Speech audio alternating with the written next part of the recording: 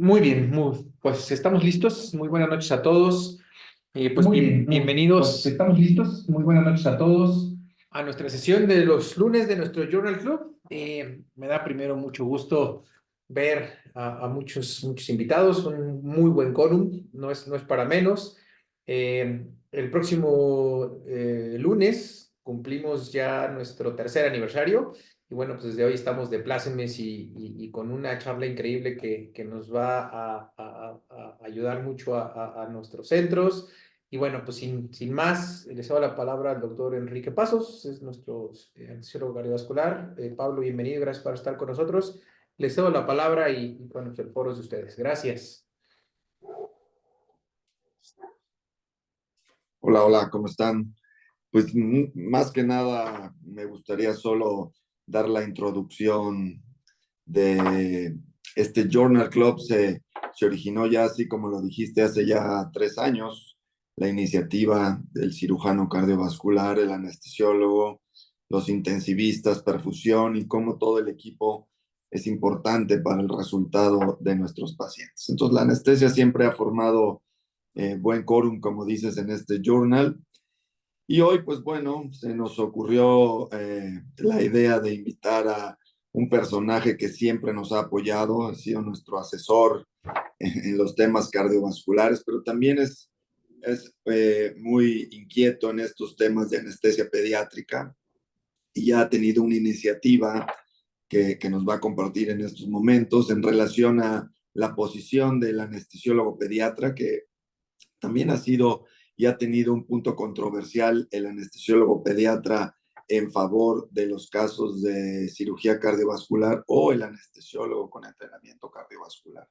Entonces, pues, sin más, todos conocemos a Pablo Mota, anestesiólogo pediatra, anestesiólogo de congénitos cardíacos del Texas Children, a quienes le damos la bienvenida y le cedemos la palabra para escuchar lo que nos tiene que decir. Bienvenido, Pablo.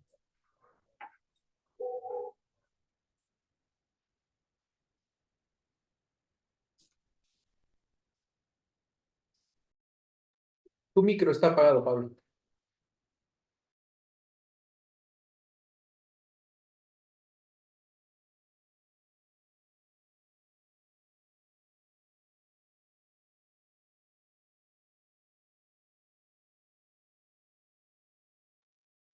Perfecto, muchas gracias. Estaba con el micrófono apagado y con la imposibilidad de prenderlo.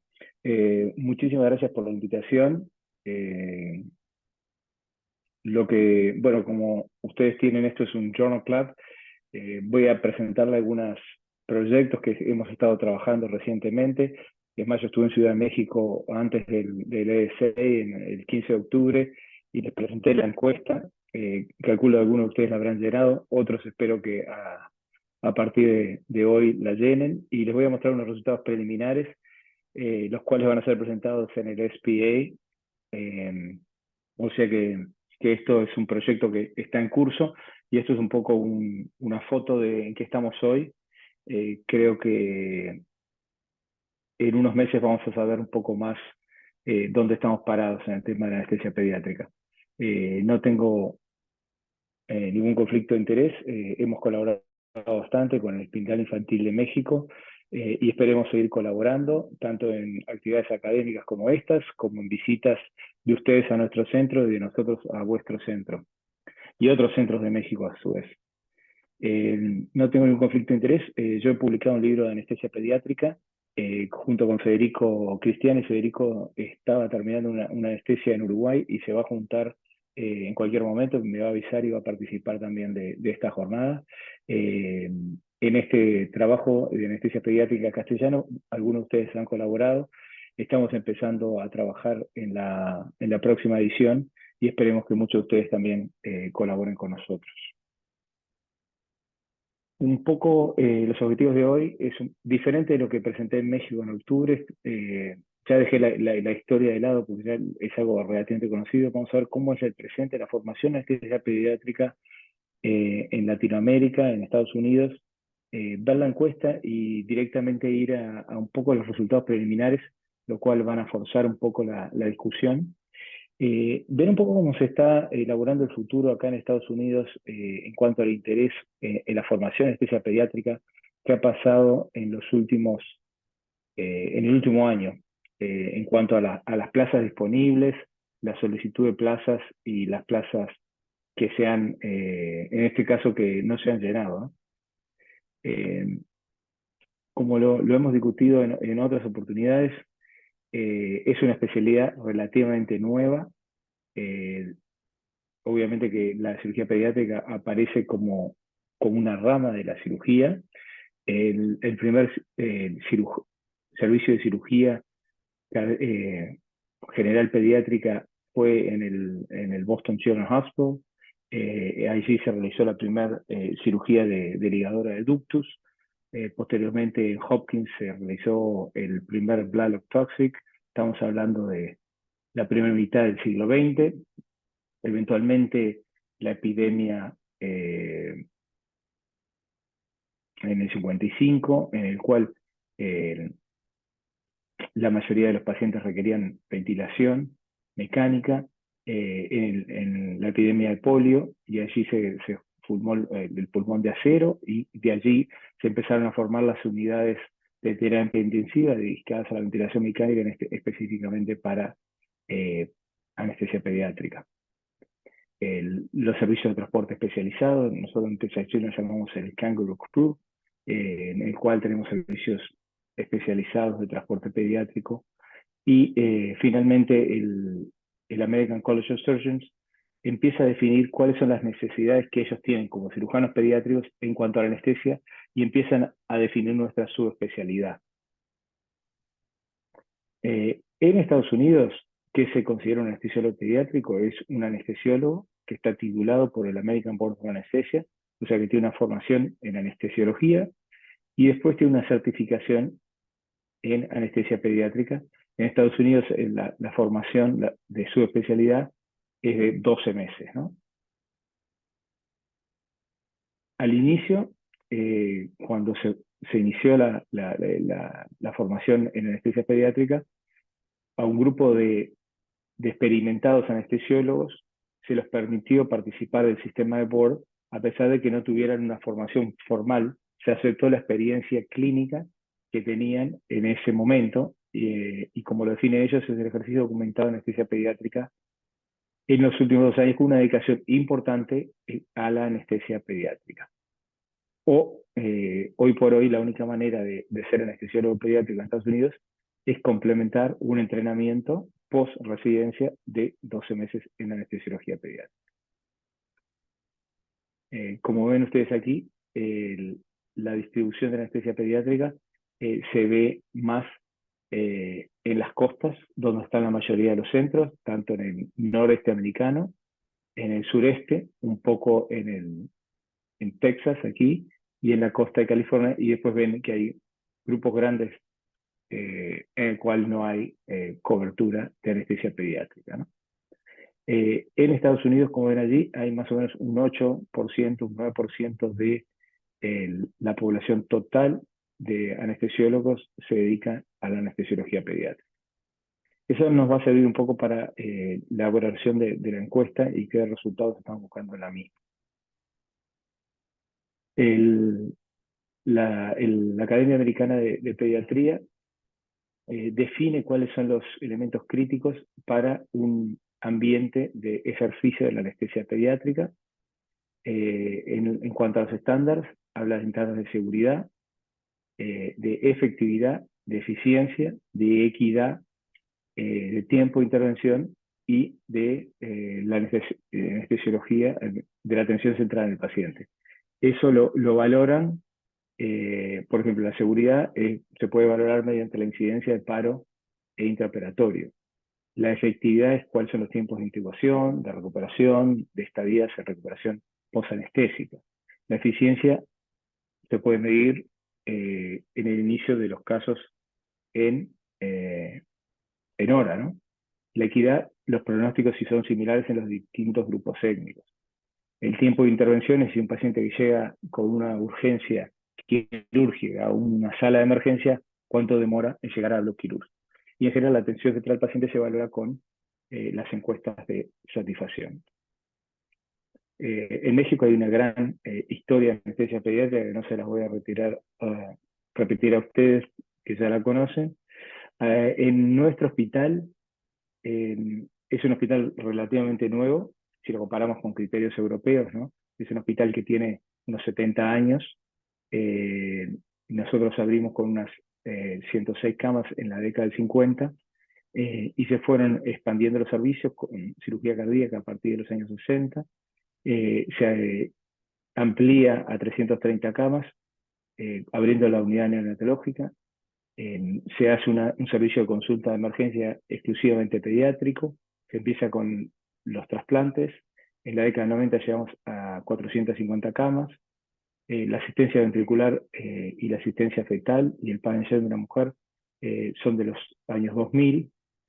A partir del año 2010 empezamos con el registro electrónico de anestésico. Nosotros utilizamos el sistema EPIC como parámetro de seguridad en el tratamiento de los pacientes, y en el año 2020 llegamos a 500 trasplantes de corazón. O sea, ustedes ven que en los últimos 70 años se han hecho muchos progresos en cuanto a nuestro hospital y muchos otros hospitales pediátricos. En cuanto a las complicaciones anestésicas, han ido disminuyendo. Hay varias iniciativas, desde el registro POCA, el registro Wake Up 6 o el Safe Stop, tratando de valorar el desarrollo neurocognitivo y cómo está afectado por la anestesiología. El Journal of the American College of Surgeons, en el 2014, un poco cuando se inicia la especialidad en los Estados Unidos, habla de definir cuáles son los recursos óptimos para el tratamiento quirúrgico de un paciente pediátrico, ¿no? Y ellos definen un cuidado básico, un cuidado avanzado y un cuidado comprensivo. Entonces, en un país grande como México, ustedes tendrán centros de atención básica a nivel pediátrico, en el cual van a atender pacientes de baja complejidad, con ASA 1 o 2, y que no requiera más de una especialidad en el tratamiento. Podría ser una apendectomía en un adolescente sin enfermedades comórbidas.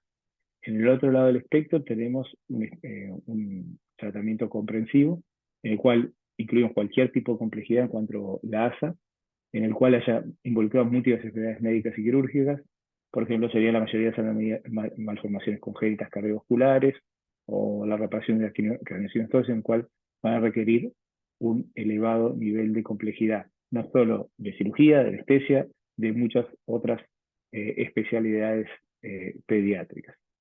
Y como ven aquí, en un centro comprensivo requieren un anestesiólogo con experiencia pediátrica las 24 horas del día, ¿no? Pediatric Anesthesiologist 24/7. Eso sería un centro comprensivo. En un centro básico requiere un anestesiólogo con cierta experiencia pediátrica.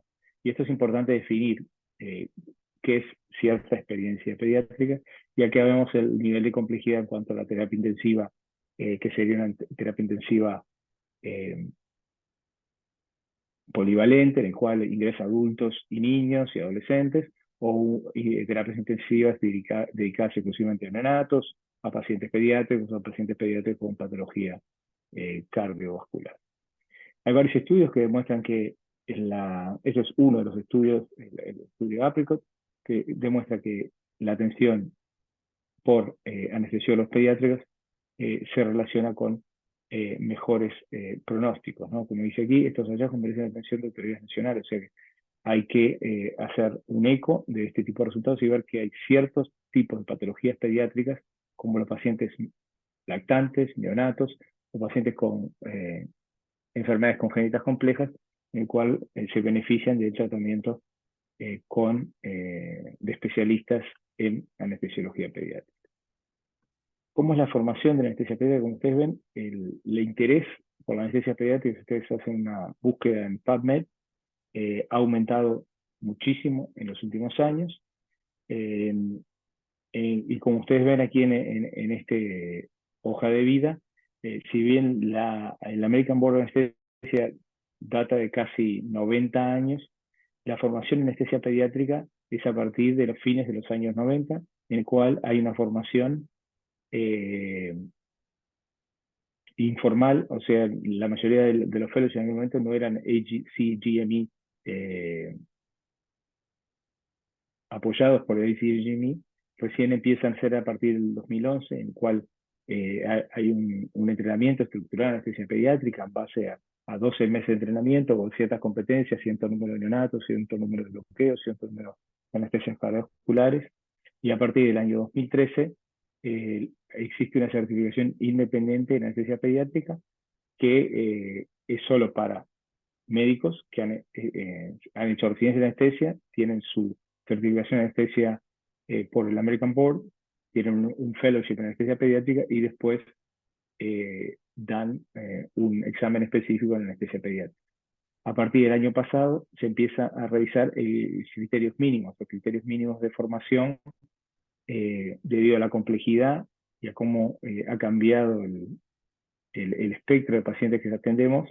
Se ha pensado en revisar para aumentar cierto número de procedimientos y cirugías.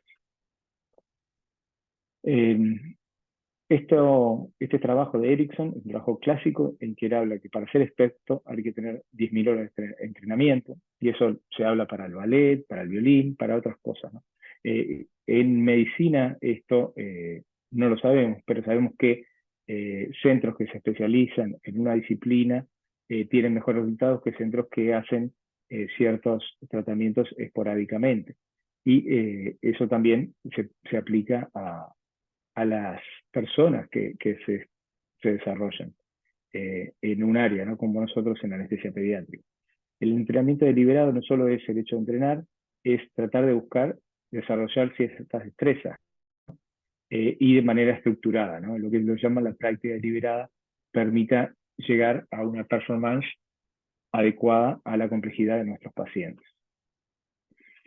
En el año 2022, los directores de fellowship, o sea, los médicos que se dedican a la educación médica en anestesia pediátrica, se juntaron a discutir cómo era la farmacia pediátrica, si los fellows nuevos estaban adquiriendo suficientes destrezas o si en algunos aspectos, como ustedes saben, la tecnología cambia, el uso de ultrasonido, para acceso vascular, para generar el POCUS, en fin, se había que revisar esos criterios, ¿no?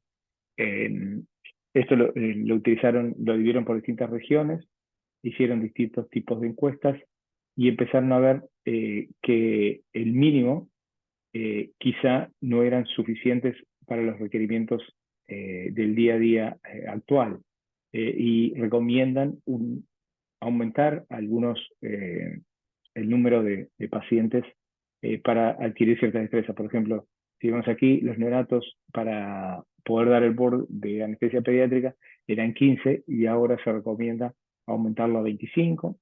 Si pasamos, por ejemplo, a los nervios periféricos, que ahora con ultrasonido se realizan bastante frecuentemente, pasar de 11 a 20 en el entrenamiento, o, por ejemplo, de cirugías cardiovasculares, de 15 a 20, de cirugías cardíacas sin bypass, de 5 a 10, y así sucesivamente. O sea que ha aumentado, ¿no?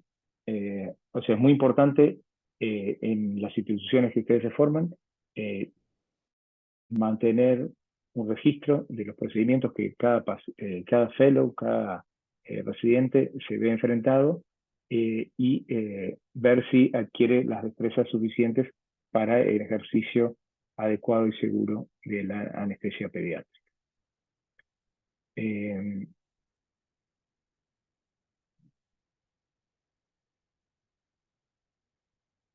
Entonces, quería ver un poco la encuesta.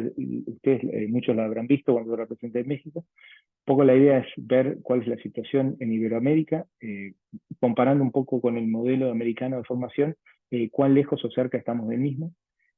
Nos interesaría saber qué porcentaje de los anestesiólogos que ejercen, que hacen anestesia en Latinoamérica, hacen anestesia pediátrica. Como ustedes vieron en Estados Unidos, alrededor del 9-10%. Cómo están capacitados, las anestesias pediátricas, dónde es que se realizan y qué complejidad tienen las mismas, ¿no? La encuesta la hemos distribuido por fundamentalmente por redes sociales, cadenas de correo, WhatsApp, y algunas sociedades que nos han apoyado al realizar la misma. Como lo vimos al principio de esta plática, la anestesia pediátrica no es lo mismo que la anestesia de un adolescente y de un adulto, ¿no? Nosotros pensamos que hay mucha variabilidad en la formación y en las destrezas adquiridas, que varía mucho por país y en países grandes como México, incluso puede variar mucho por región.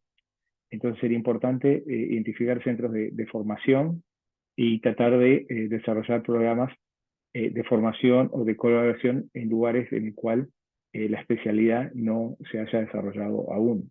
El Hospital Infantil de México tiene un fellowship por el World Federation, en el cual hace muchos años que está colaborando con el resto de Latinoamérica, formando médicos de otras regiones, de Colombia, Bolivia y otros países. El formato, como les decía, la encuesta es electrónico, redes sociales, correo, WhatsApp. La terminamos el año pasado, se empezó a distribuir a partir de octubre y esperamos a mitad de año analizar la encuesta.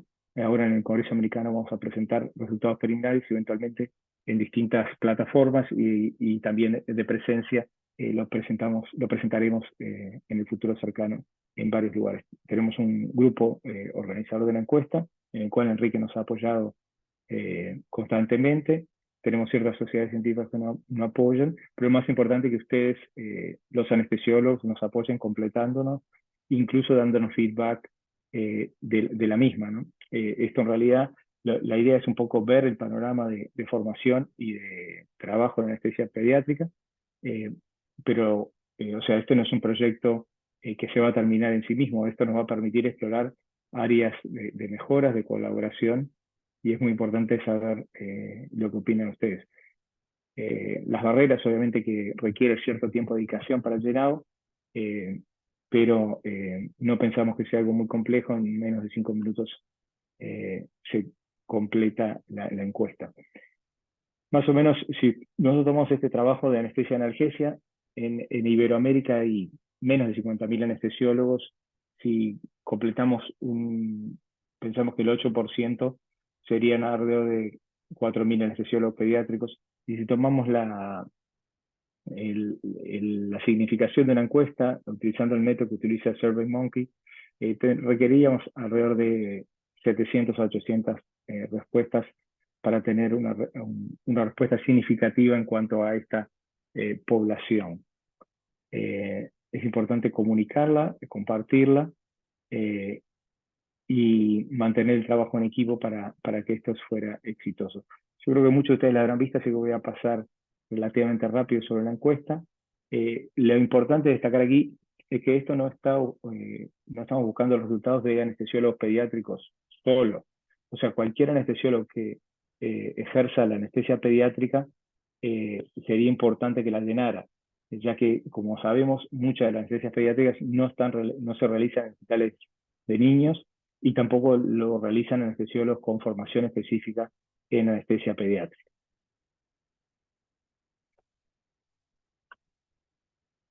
Tienen ciertos datos demográficos y posteriormente pasamos a la parte de lo que es la formación, lo que tienen formación formal o tienen una formación informal en la especialidad, y después terminamos con la carga y la complejidad laboral. Aquí les dejo un segundo la encuesta, la hemos desarrollado en castellano, en español, y también la tenemos en portugués. Brasil, como ustedes saben, es casi la mitad de Latinoamérica, con más de 200 millones de personas, o sea que hacer cualquier estudio en Latinoamérica y no incluir a Brasil sería un gran error. O sea, y tenemos, afortunadamente, en los últimos meses hemos contactado a varios colegas brasileños que están interesados en participar y desarrollar la encuesta en su país. Entonces aquí les voy a mostrar, creo que lo más interesante de la noche, que es los resultados preliminares. Hasta ahora tenemos 837 respuestas, que fue en el momento del envío del póster a la Sociedad de Anestesia Pediátrica, que fue la semana pasada, el 25 de marzo. Si bien tenemos bastantes respuestas, todavía están relativamente mal distribuidas. Tenemos algunos pacientes con mucha representatividad y espero más respuesta de México, que es uno de los países, después de Brasil, es el país con mayor población y mayor número de anestesiólogos, con más de 120. Tenemos que trabajar más en Brasil y Colombia, que son países grandes y que no hemos tenido tantas respuestas. Y como ustedes ven, la mayoría de los personas que ejercen anestesia pediátrica no tienen una formación, un fellow en anestesia pediátrica, solo el 33%. La mayoría sí están entrenados en base a un sistema de residencia. Hay un porcentaje muy menor de anestesiólogos que no se han formado en base a un sistema de residencias, se habrán formado por un sistema de posgrados, post-internado. La formación de los fellows, en su mayoría es mayor de 12 meses, aunque en la región hay algunos fellows de menor duración, de menor de 6 meses, de 6 a 12 meses, pero hay un 60% que es alrededor de 12 meses o más, como lo sería en Estados Unidos. Y ustedes ven aquí que las destrezas, la mayoría se adquieren desde epidurales, bloqueos nervioperiféricos con más del 90%, un poco menos en lo que es las canulaciones arteriales y venosas y en la intubación fibrótica y el uso del ultrasonido. De todas maneras, la adopción es bastante alta en la región en los anestesiólogos formados específicamente en anestesia pediátrica. Hoy por hoy nosotros pensaríamos que casi todos los fellows tendrían que tener muy cercano al 100% en cada una de estas cosas. En cuanto al ejercicio de la anestesia pediátrica, no nos sorprendió que el 38% de la anestesia pediátrica es en hospitales adultos y solo un porcentaje menor, menos de un cuarto, es en hospitales pediátricos puros. Y como ven aquí, la dedicación a la anestesia pediátrica exclusiva es un porcentaje menor, en un 24%. Hay muchos que ejercen anestesia pediátrica part-time o parcialmente, ¿no? Y como ustedes ven aquí también, el porcentaje de neonatos que hacen los anestesiólogos que ejercen anestesia pediátrica es muy variado y hay muchos que ejercen, que realizan solo menos de 4 anestesias neonatales al mes con la complejidad que eso ejerce. En cuanto a la complejidad, se ve que la cirugía cardíaca es un porcentaje menor, seguramente eso es un grupo que habría que estudiarlo particularmente, probablemente tengan cierta subespecialización.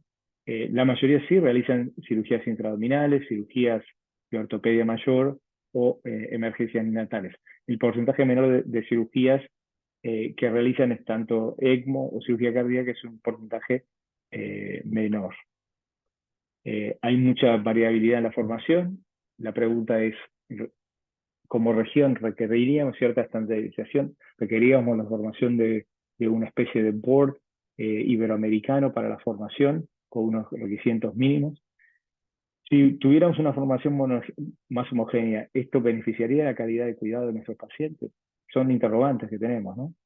La mayoría de estos pacientes se van a tratar en hospitales adultos, con servicios pediátricos, ¿no?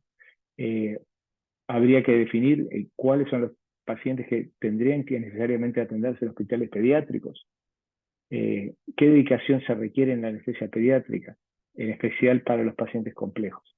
Existen bastantes limitaciones, es una encuesta, es voluntaria, y probablemente haya un sesgo de muestreo. Como decíamos, tenemos, como esta encuesta surge de Uruguay, tenemos muchas respuestas de Uruguay y otros países más con mayor población no lo tenemos. Entonces, del futuro, y para terminar y abrir a preguntas, hay ciertos elementos críticos en la servicio de anestesia pediátrica, que hay que mantener ciertas competencias clínicas en distintos tipos de pacientes en cuanto al tamaño de los mismos, la edad, el tipo de operaciones,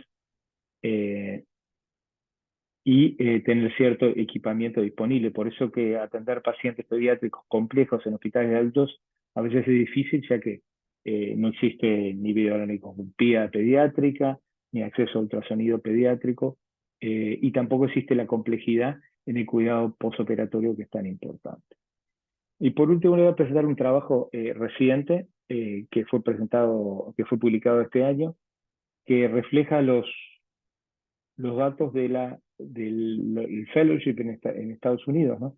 En los últimos años, como ustedes ven aquí, el porcentaje es más o menos el 10% de la gente que entrena en anestesia se dedica a anestesia pediátrica, y eso no ha variado. Lo vemos acá en los cuadrados. Los fellows no han variado. Los residentes han ido en aumento del 2008 a la fecha, de 1.500 a cerca de 1.800 hoy por hoy, y la formación de fellows en anestesiología ha aumentado, pero no a expensas de anestesia pediátrica. Los fellows en anestesia pediátrica se han mantenido estables, y como ven aquí, llegaron a un pico alrededor del 2018, en el cual superaron los 40 programas, y ahora ha bajado un poco. Algunos programas han cerrado en la era post-COVID.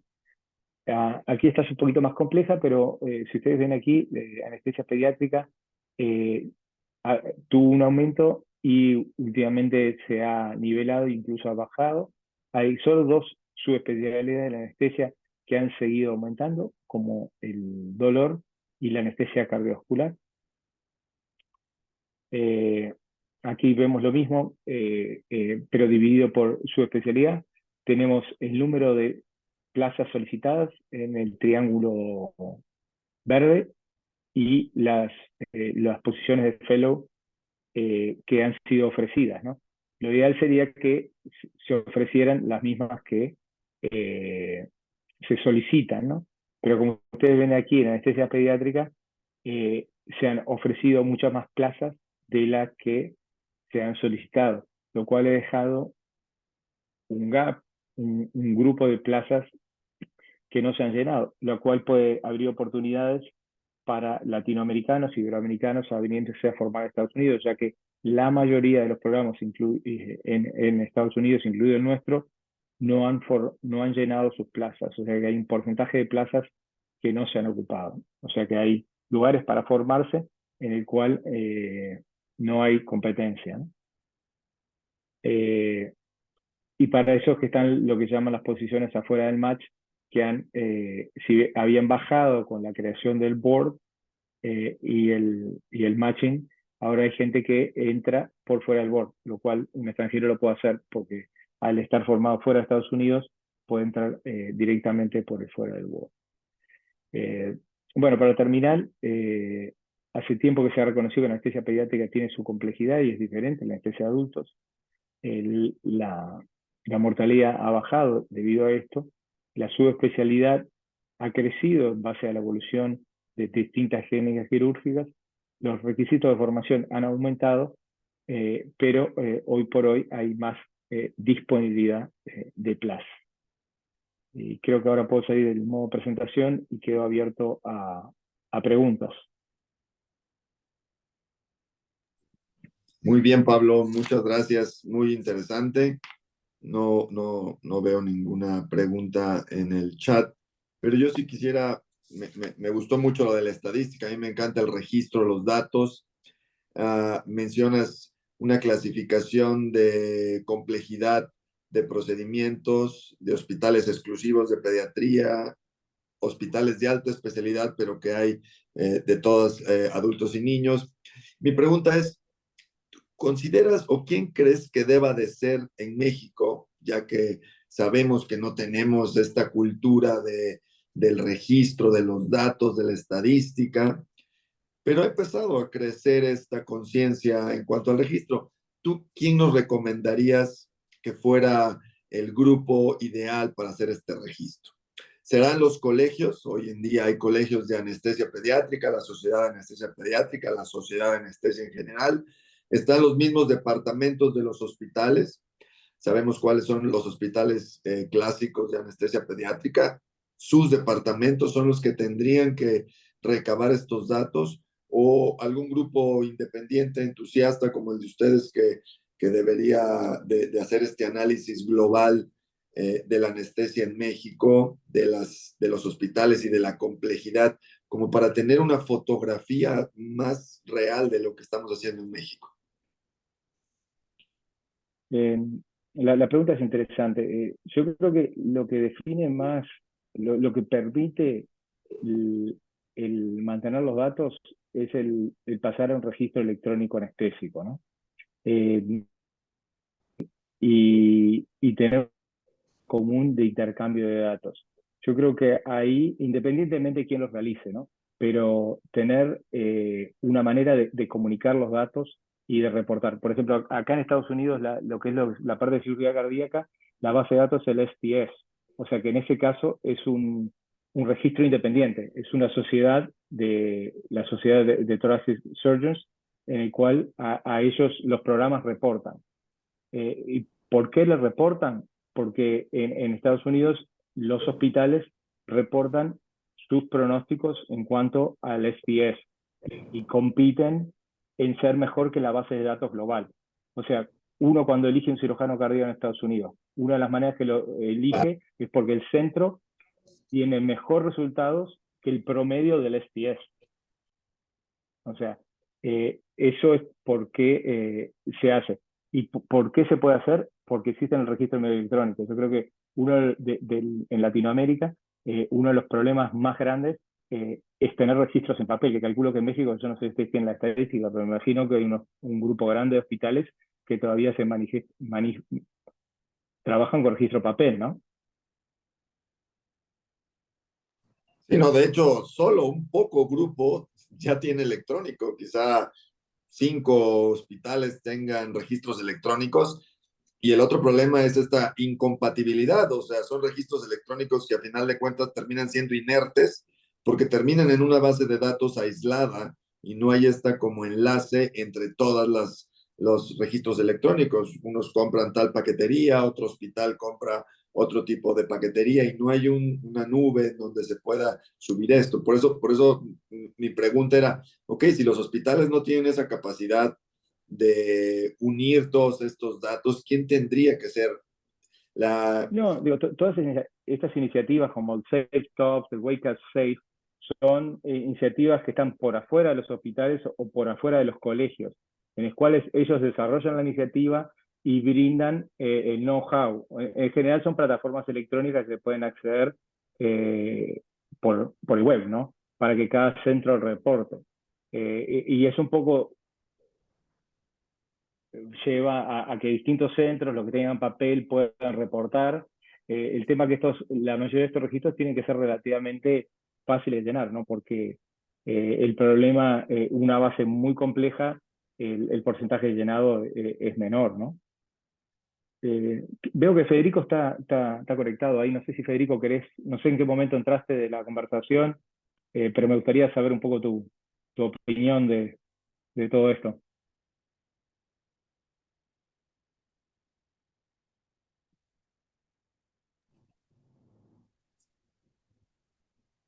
Sí, estaba Federico, ya lo vi, y también tiene la cámara. Debe estar Está bloqueado su su micro micrófono. apagado, sí. Ahí Ya. ahí pude entrar. Bueno, buenas noches. Escuché gran parte de la conversación, igual más o menos ya la conocía. Este, para contarles un poco la situación, yo soy de Uruguay y trabajo en Uruguay a diferencia de Pablo, y lo que sucede aquí es que eh, casi nadie tiene una formación formal en anestesia pediátrica. Yo soy parte del grupo de catedráticos, vamos a decir, que son responsables de la formación de residentes y que estamos tratando de impulsar la formación formal en pediatría. El principal problema de mi país es que somos muy pocos y por lo tanto de, el número de procedimientos también es menor, pero por otro lado eso es una ventaja, ser pocos es una ventaja a la hora de los registros y el control. O sea, en mi país habría una sola unidad formadora de anestesiólogos pediátricos y bueno, y también y los registros, se está pasando al registro electrónico y la idea es que el Ministerio de Salud Pública estamos en el proceso de unificar toda una base de datos. Digo, ya es que se habló de eso, este, les comento que se está intentando hacer una historia electrónica única en todo el país. Pero en ese aspecto es muy fácil en un país más chico. Un poco transmitirles la idea de la encuesta aparte de lo que dijo Pablo, también comparar la formación, que es muy diversa entre los distintos lugares de Latinoamérica. Seguramente muchos de ustedes, los que están escuchando, ya tengan su fellow en anestesia pediátrica, pero no sea pero la mayoría de la gente que haga anestesia pediátrica en México no tenga un fellow realizado. No sé cuál es la situación, pero sería bueno que la encuesta llegue a todas las personas, a todos los anestesiólogos, a todos los anestesiólogos, no solo a los que tienen la especialización en pediatría. No sé si me explico. Bueno, no quiero repetir muchas cosas.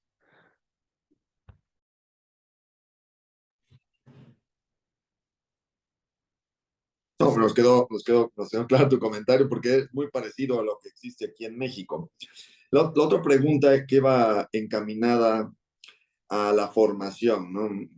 Nos queda claro que parte de la encuesta nos dio a entender algo que ya medio sabíamos, que no había una formación igual en todas las áreas ni en cada país, y obviamente entre los países es muy diferente este entrenamiento.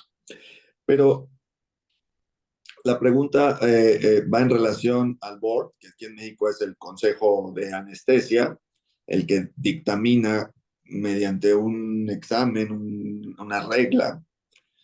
Sin embargo, en los últimos años, creo, no sé, los demás compañeros, esta regla se ha quedado un poco abajo y por lo tanto no obliga a la escuela ir más allá. Esto es, enseñanza en ultrasonido, en accesos vasculares, en POCA, en abordaje hemodinámico. Simplemente se han acotado a lo que el board pide para poder certificar. Entonces, en cuanto a su experiencia en Uruguay, ¿cómo ha sido esta formación de anestesia pediátrica? Que en México existe formal desde hace mucho tiempo. Sin embargo, creo, repito, se ha quedado un poco limitada al solo tratar de dar los conocimientos que el board pide, ¿no?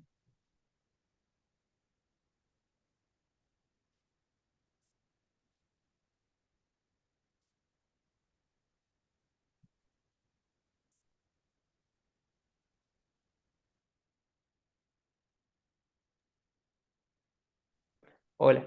En mi país no hay educación formal directamente. Es lo que estamos tratando de comenzar. O sea que en Uruguay un anestesiólogo termina su residencia, da una prueba final de anestesiología en general y va a hacer su primera guardia y le puede tocar un recién nacido con una hernia inguinal atascada. Entonces no hay que es probable que durante la residencia se haya enfrentado muy pocas veces a esa situación. Entonces, en vistas a la evidencia, como de la evidencia científica existente, como el estudio Apricot, que los resultados en cuanto a mortalidad y morbilidad son mucho peores en las personas, en pacientes que son atendidos por anestesistas que no están formados, es que estamos intentando desarrollar esta subespecialidad. O sea que en Uruguay estamos bastante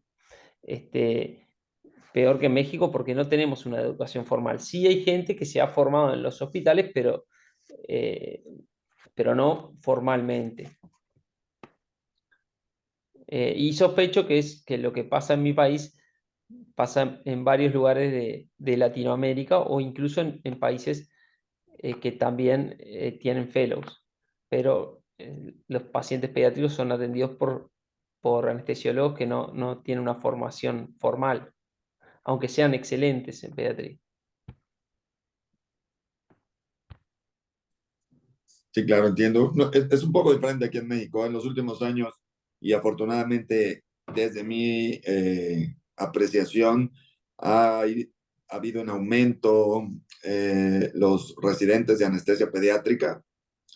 en el Infantil de México, por ahí está el doctor Castañeda, que es el jefe del departamento, 8, 9 residentes en fellow de anestesia pediátrica por año están egresando, ¿no? Entonces, en el Instituto Nacional de Pediatría, un tanto más así, en Puebla, y hay varias ciudades que tienen ya este entrenamiento formal y que de manera abundante ya están egresando residentes de anestesia pediátrica con un entrenamiento formal. Pero, por ejemplo, me llamó la atención, y esta era una pregunta para Pablo, ¿cómo es que en Estados Unidos, y ya había escuchado un poco al respecto, ha disminuido esta intención o este interés de los anestesiólogos por hacer un año más, que a diferencia de México, que son 2, solo un año más del fellow que les podría dar esta certificación en anestesia pediátrica y que ha disminuido este interés? ¿Sabrás por qué? Sí, creo que lo que ha pasado es que el mercado laboral de anestesiología es muy bueno y la gente puede acceder a buenos trabajos sin requerir la subespecialidad. O sea que lo que ellos lo piensan, el americano que está terminando su residencia, es que un año de fellowship, si bien uno aprende, adquiere ciertas destrezas y permite cambiar la manera de ejercer la anestesiología y centrar en la anestesia pediátrica, es un año que se pierde ganar dinero y hay mucha diferencia aquí entre lo que gana un fellow y un adjunto. Eh, entonces, hoy por hoy hay un gran déficit de anestesistas en Estados Unidos, entonces eso lleva a que hay menos formación de residentes, de fellows en anestesia pediátrica. Ustedes me pueden preguntar, pero no pasa lo mismo en anestesia del dolor y tampoco pasa en anestesia cardiovascular. El problema que en anestesia pediátrica, a diferencia de anestesia cardiovascular y dolor, eh, todavía hay muchos hospitales en el cual permiten que anestesiólogos generales hagan anestesia pediátrica. En anestesia cardiovascular, como se requiere la formación específica en ecografía intraoperatoria y muchos de los hospitales cuando reclutan anestesiólogos cardiovasculares le piden que tengan la certificación en ecografía intraoperatoria. Y la única manera de obtenerla es hacer el fellow. Ahora, a su vez, se formó el fellow en anestesia cardiovascular, pero eso recién se tomó el primer examen, fue el año pasado en diciembre. Dolor es otra especialidad en la cual es bastante más lucrativa que la anestesia cardiovascular y la anestesia pediátrica y permite un ejercicio independiente de la anestesia sin depender de los cirujanos, ¿no? Entonces también lleva a que sea una especialidad muy deseada por lo que permite el ejercicio independiente, no depender de cirugía, de un hospital, de la práctica independiente del dolor. Pero yo creo que la parte de anestesia pediátrica un poco es eso, es que es el año extra de formación en el cual uno podría entrar al mercado laboral y segundo que en muchos lados, en el hospital que trabajo yo, en el Hospital de Niños de Texas, en Texas Children's, la única manera de ejercer la anestesia pediátrica es ser anestesiólogo pediátrico. Pero eso no se exige en muchos otros hospitales, ¿no? O sea, la gente que hace pediatría puede o no estar formada en base a fellow, en especial para el paciente pediátrico no complejo, ¿no?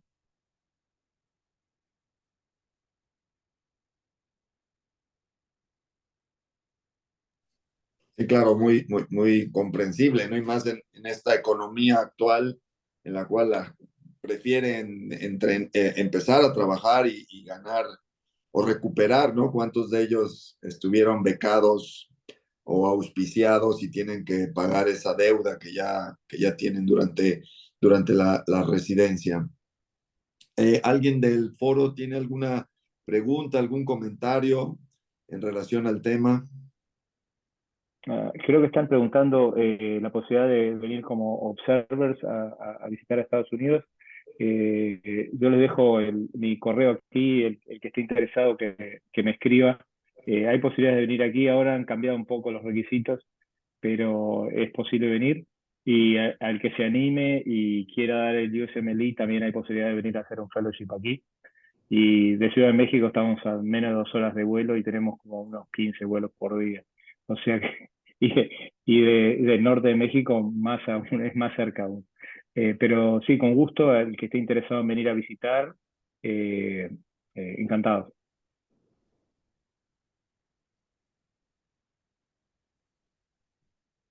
Perfecto, aquí creo que tienen. Ah, fue tu correo electrónico. ¿Alguna Sí, otra sí, compartí mi pregunta correo. o comentario? Te agradezco mucho. Mucha gente se limita por no tener estos contactos, por buscar esta capacitación o ir a este adiestramiento extra en unidades como Texas Children, que obviamente tiene una gran reputación y donde tiene una gran capacidad para la enseñanza, ¿no? Pero qué bueno de la oportunidad que le das. Y mientras sale alguna otra pregunta, no sé quién va a estar asistiendo a Anaheim, a California, pero vamos a hacer la presentación del póster el sábado al mediodía. Eh, Así que arrímense y charlamos y hablamos allí de este tema. Es el sábado que viene, no este, el 6, el sábado creo que es 13, no, 13, 14, ya les Es digo. el sábado. No, El sábado 13, ajá, el sábado 13 de abril. ya en 15 días. Agradecimientos por tu ponencia. La verdad es que sí es interesante cómo abre la conciencia hacia no solo el registro en este journal, que hablamos todos los lunes básicamente de cirugía, de todo el equipo, de todo el team cardíaco. eh, Siempre habíamos concluido con tener este registro, ¿no? En todos los grupos de cardio que hay en el país, pero es difícil esta unificación de la información, ¿no? Igual pasa en este tema que estamos mencionando, la unificación del registro de los datos de anestesia pediátrica. En cuanto a cardio, está el registro de la iniciativa de latinoamericana de Juan Ibla, de Boston. Ese es un sistema que Boston lo mantiene y permite reportar a ellos con acceso a los datos, ¿no?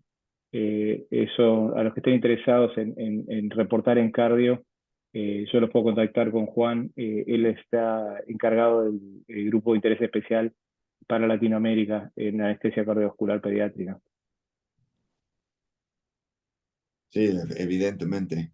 A todos siempre nos has apoyado en el tema y en la asesoría de la anestesia cardiovascular de congénitos. Creo que no hay ningún otro tema. Charlie, ¿tienes alguna duda, pregunta, comentario? Nada, pues definitivamente agradecerles. Concordamos en que a final de cuentas el registro de los datos siempre nos va a hacer crecer. A final de cuentas, justo es el objetivo de las bases de datos importantes. Como bien los comentan, yo pertenezco a la STS, pero de repente es un poquito complicado el tener todos estos datos, el accederlo, porque no nada más depende de un cirujano, sino depende de un grupo. A veces nos cuesta trabajo el registrar los datos porque pensamos que el registro de los datos lo único que va a condicionar es una crítica y a fin de cuentas siempre tiene que ser una crítica constructiva y el seguir avanzando. Está también la base de datos de la Sociedad Mundial de Cardiopatías Congénitas, que también creo que es un buen foro, pero definitivamente la de Boston hoy, la premisa es que es primero gratuita para Latinoamérica también y creo que ayuda muchísimo para esto y definitivamente es la única manera de seguir avanzando, ¿verdad? El saber qué estamos haciendo, el registro del grupo, porque al final de cuentas, a ver, pensamos, ok, yo tengo el registro de cuántas cirugías hice, y la clasificación y el RACS y mi mortalidad, ¿verdad? Pero ¿qué pasa con todo el pre, el trans, el posoperatorio, la estancia, las complicaciones que tengo? Porque muchas veces podemos tener cierto número de procedimientos, pero ¿cuáles son nuestros resultados a mediano o largo plazo? Que eso es a final de cuentas lo que va a dictar muchas veces el éxito de un programa. Agradecerles muchísimo, de verdad, al foro, es una charla increíble, y fui definitivamente el hecho de fortalecer cada una de estas subespecialidades, como dice Maribel, el servicio integral del niño con cardiopatías congénitas en todas las subespecialidades son los que nos va a hacer fortalecer y pues muchas gracias a ustedes por el apoyo. Les pasé ahí el link del grupo de interés para Latinoamérica que maneja Juan Ibla, de Boston Children. Y bueno, si van a estar allí en el CCS, paso otra propaganda, si tienen interés cardiovascular, a las 3:15, el jueves 11, yo tengo un taller de asistencia ventricular y ECMO, así que los espero. Todavía quedan algunas plazas disponibles y los invito después al brindis. Buenísimo, eso va a ser lo mejor. Bueno, muchas gracias, ¿eh? No, pues gracias a ustedes. Sí. Antes de que se nos vaya, nada más comentarles, como les decía, la próxima semana tenemos nuestro journal de aniversario. El doctor López Magallón, conocido por todos, amigo de nosotros, que está en el Hospital de Niños de Washington, nos va a hablar acerca de inteligencia artificial en cardiopatías congénitas, un tema de vanguardia que ellos están desarrollando con buenos resultados por allá con el doctor Muñoz también. Entonces los esperamos, todos invitados para la próxima semana. Y bueno, pues Quique, ¿quieres cerrar tú el journal hoy, por favor? No, pues primero darle las gracias a Pablo y a Federico por darse la oportunidad de estar con nosotros, compartirnos esta iniciativa que tienen, nos inquieta, nos motivan también para hacer cosas similares, para seguir apoyando. Y por otro lado, pues agradecerte a ti, Charlie, felicitarte por estos 3 años del Journal de Cardio y que espero que siga y que siga alimentándose con más participantes, más ideas, y que se vaya concretando ya, empecemos a ver buenos resultados. Felicidades. Pues muchísimas Gracias a gracias a todos los todos. participantes Gracias, también. Pablo. Gracias, Federico. Gracias, Enrique. Nos vemos la siguiente. Que tengan todos buena noche. Chao, chao.